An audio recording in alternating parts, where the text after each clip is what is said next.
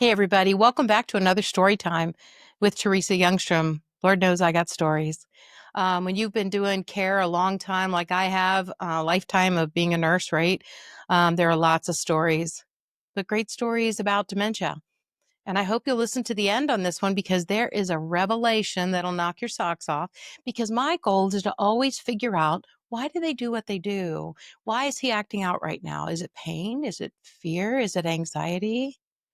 And if he can't use his words, but he's using his emergency words, that's what I call them. I need to patent that, because when language and cognition gets damaged, and for most people with different types of dementia, that happens early on. And when they get excited or anxious, or like I said, if there's pain, fear, anxiety, they can flip to what I call the emergency words. Right side of the brain has some great tools left for a long period, for some up till the end. I mean, rhythm, maybe dance with someone, sing with someone. Music's a great tool. Prayer, if they were prayerful.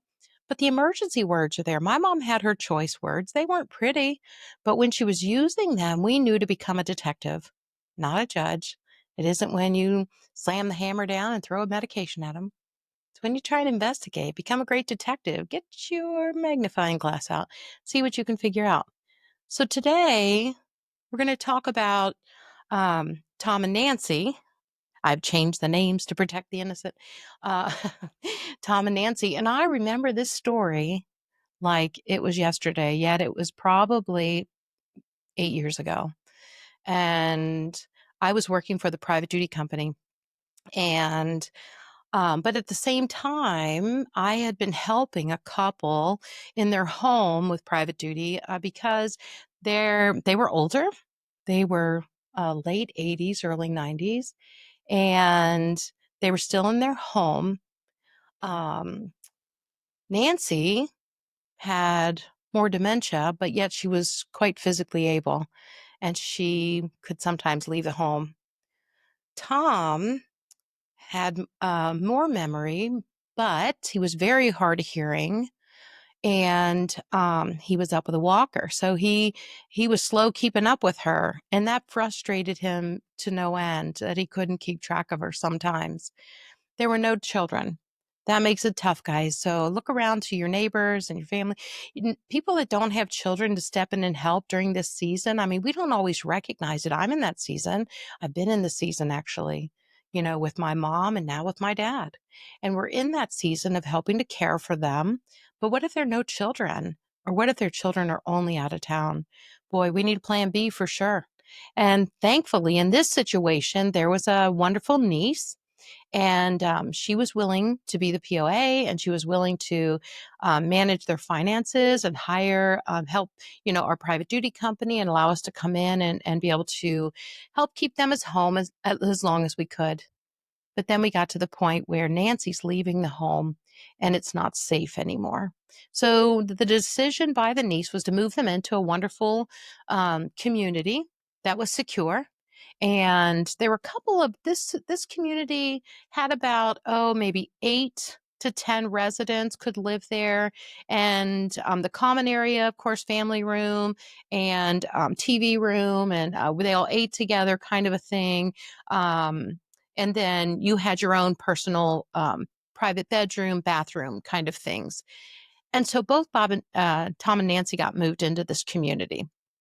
And initially it seemed like, oh, that would be just the answer. And I know some of you have been there where you're like, okay, next step, we're going to we're going to move them into a community, and then we're done, right? Well, not so fast. Hold on, hold your breath. Sometimes we need to bring in private duty to help them acclimate. So let's get back to the story.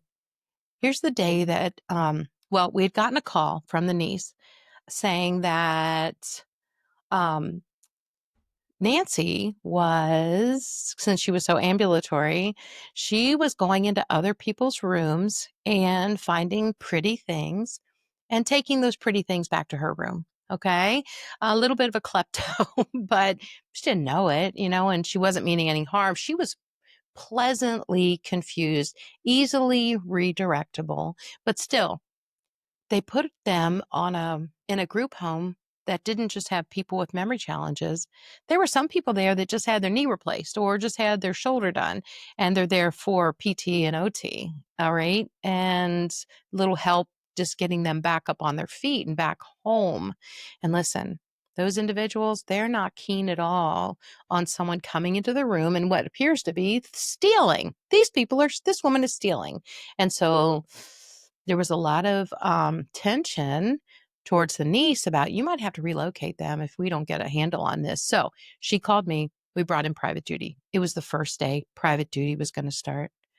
So I'm there, just taking it all in, waiting for the caregiver to get there so I can give her a really good report and introduce her to our couple and try and get this off on the right foot. So as I'm there in the group home, I noticed it was a really busy day there. There apparently was going to be, it was a Saturday morning, there was apparently going to be a chili cook-off. And so you had family members bringing and coming and going, pots of chili, crock pots, here we go, in and out, in and out. Lots of energy, lots of noise, lots of different people coming into the living space. And for those that are just there for knee replacement, that might be fine. But for those that are confused, it was a lot of energy. I was just kind of taking it all in. Then a woman showed up with a puppy to share that pleasant puppiness with the residents. Okay, so they're in the common area around the sofas and the chairs, and there's lots of excitement and laughing and noise and barking. And my guy was at the dining room table still, which was only about 20 feet away from the sofa area, right? These places are not huge. And then Sweet Nancy is, she's cruising. She's up and about, which I realized to myself aggravated Tom to no end. And so there was one other activity going on in that room. My gosh, so we had the chili cook-off and we had the puppy and all the excitement with the puppy and the noise and energy. And then we had a young gal, I guess she was a high school student trying to get her volunteer hours. So she was there uh, hoping to do face painting, okay, on these seniors. And she had her stuff all set up at a little table off to the side and waiting, hoping she was going to get to her volunteer hours this way. Very sweet girl. So out of nowhere, Tom stands up and he slams his walker down and he said, I demand to know what's going on here. And the lady with the puppy, I didn't know all of our players just yet. So I don't know if she was the volunteer with the puppy or if she was actually an employee who was a caregiver, because they typically in this place had at least two caregivers all the time. And there was a nurse on the grounds. There were several of these group homes in this little community, in this little cul-de-sac. There was always a nurse available. And the person looked over and said, Tom, it's a puppy. Like, back off, right? And he seemed frustrated and he didn't really know. And he kind of stood there a minute and then he came closer because it all just ramped up again. And of course, Nancy at this point had wandered off and he is upset and he comes a little closer and he slams that walker down again. And he said, I demand to know what's going on here. And I thought, yikes, I better get busy. So I hop up and I said, hey, Tom, Teresa the nurse, hey, let's get Nancy and go outside. It's so nice on the patio. And so I led him and Nancy out on the patio, and he came willingly, thankfully. And so out there, it was much more pleasant. It was quiet. It was peaceful. Nancy's, of course, fiddling around, getting into all the things. It was a secure patio, and so there was a nice area. There were stuff to do, planting and potting and soil and stuff. And she was just kind of checking out all the stuff on the perimeter of this little patio area. And he and I took a seat. And I start talking to Tom and kind of going back in time, seeing, what his life had been like. And he told me about being in the service. He told me he was old enough to have been in World War II. Okay. Wow. And, he was perfectly clear on telling me the story. And I immediately said, thank you, sir, for your service, and was quite respectful of him. And you could tell he sat up a little bit taller. And he goes on to tell me about his job. And he was the gentleman who his job was to put the bombs underneath the airplanes, underneath the jets, the fighter jets. And he in great detail told me about that. So I was taking it all in. Wow, amazing. Well, gee, that was so important. Thank you for your service, and just trying to be so respectful and kind of build a relationship with Tom so that he could trust me. Well, then Nancy got over by the door, and she's heading back into the building. And I looked at Tom. I said, "We better go catch up with Nancy." And he agreed.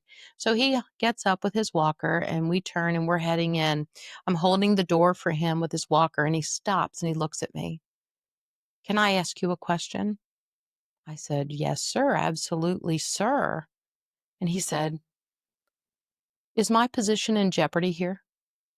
And I said, "No, sir, absolutely not. We're taught to accept and agree. We're taught to get on their team, right?" He obviously had some anxiety about maybe being kicked out of there.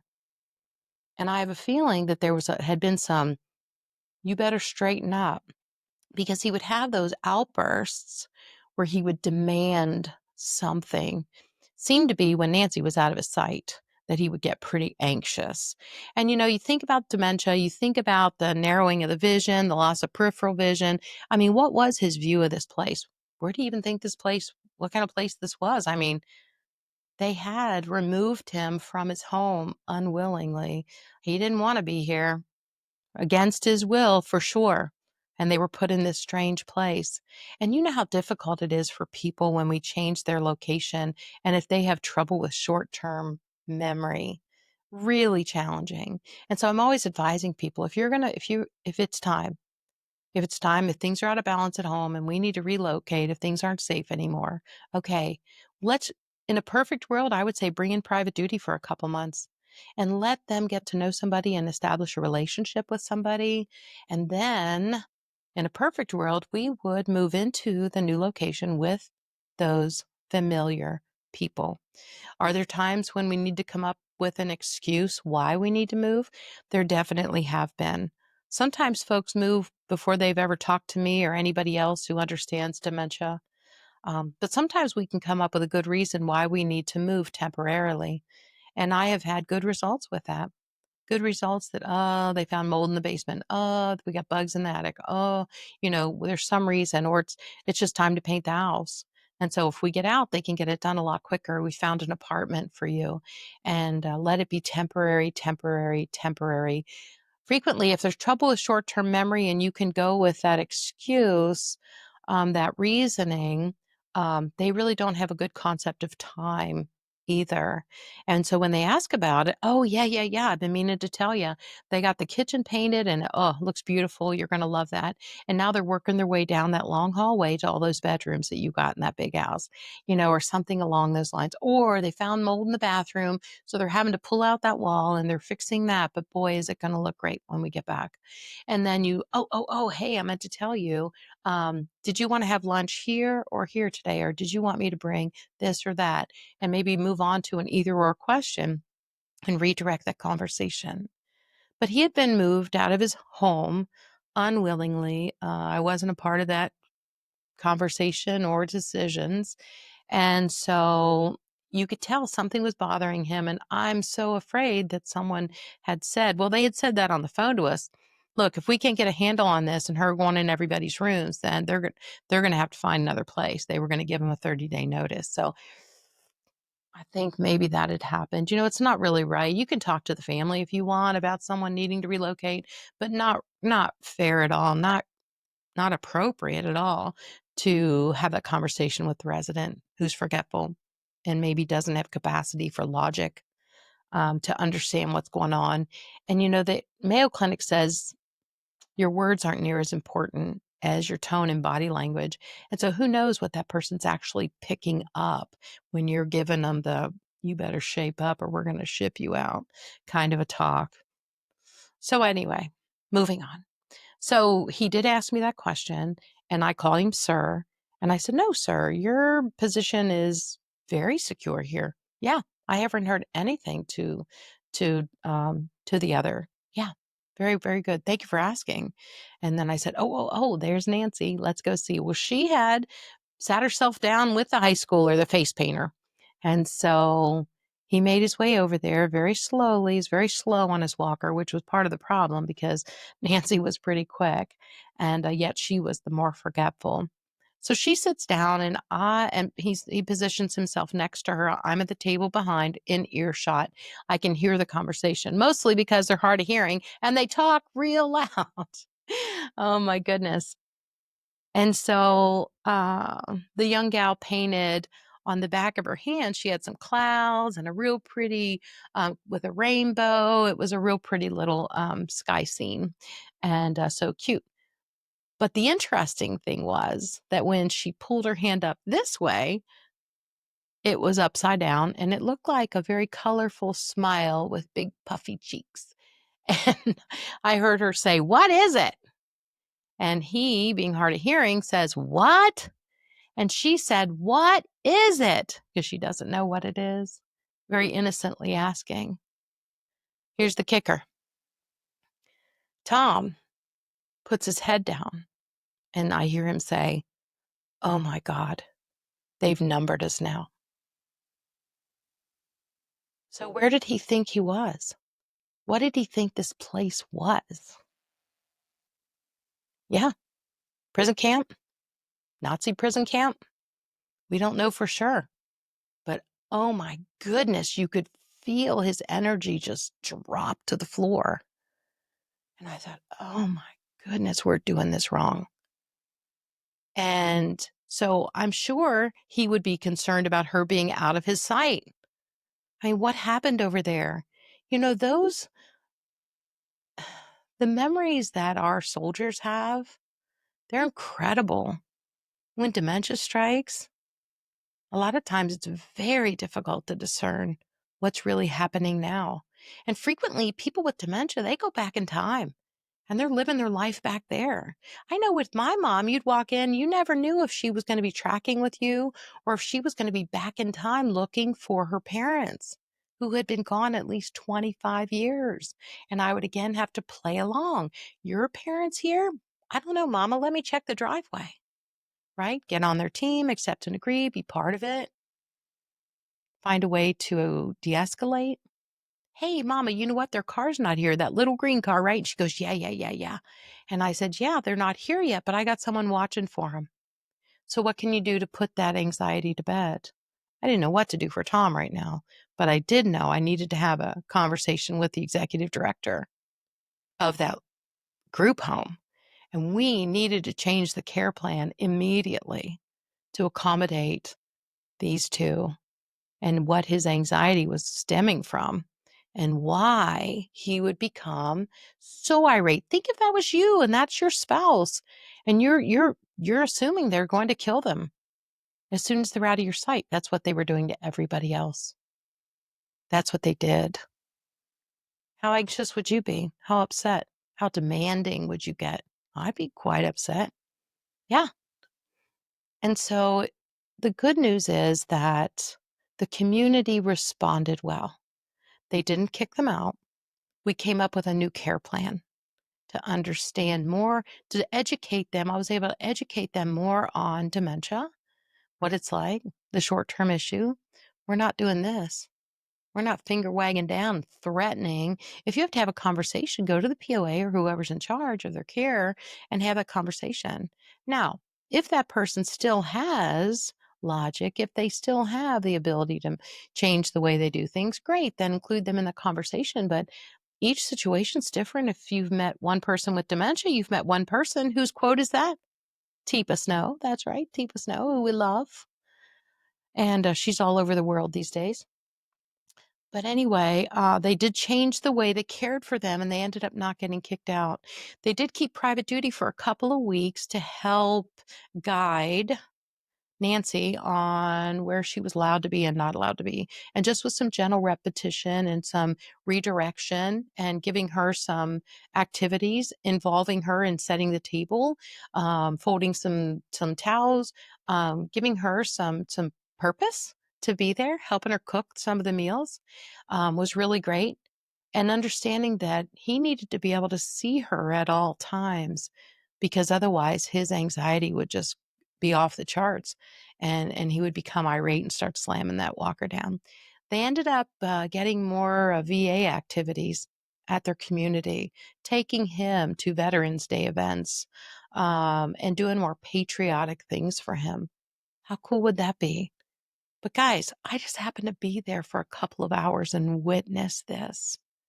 How many times do people with brain change, how many times are they communicating and you just see it as agitation, frustration, another behavior, my favorite word, another behavior? No, he had every reason to be upset.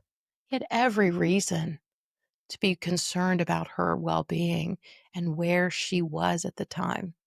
How can we learn to not be a judge? How can we learn to be part of the solution and not part of the problem? How can we learn not to just medicate people down when we don't understand? Listen, it's my mission to help you understand why they do what they do and how you can come alongside and join them on the journey.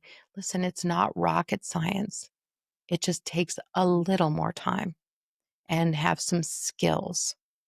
And if you need a start stop sheet, start doing these things and stop doing those things, you send me an email for the stop sheet at Teresa Youngstrom, Teresa at teresayoungstrom.com. That's TERESA at TERESAYOUNGSTROM.com. Teresa at teresayoungstrom.com. Send me an email and I will be happy to send you a PDF of my start and stop page. One side is what do we need to start doing? And the other side is what do we need to stop doing in order to have a better relationship with this person who's experiencing brain change. It doesn't have to be all negative. It doesn't have to be all bad. But you're going to have to learn some things. I did. My goodness, I'd been a nurse 30 years and I got kicked out of the house. Yep, my claim to fame. So, but I made a decision. I wasn't going to stay there. I wasn't going to medicate my mom down. I was going to figure out what she was trying to tell me. We made her the boss. And guess what? It was a decade of decline.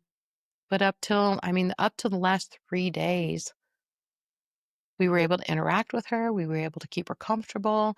We were able to keep her in her own home, mostly because there are two nurses in the family. So don't judge on that you have to keep them at home. I'm just saying each situation is different. And that was our situation. So how can you change the way you're caring for someone?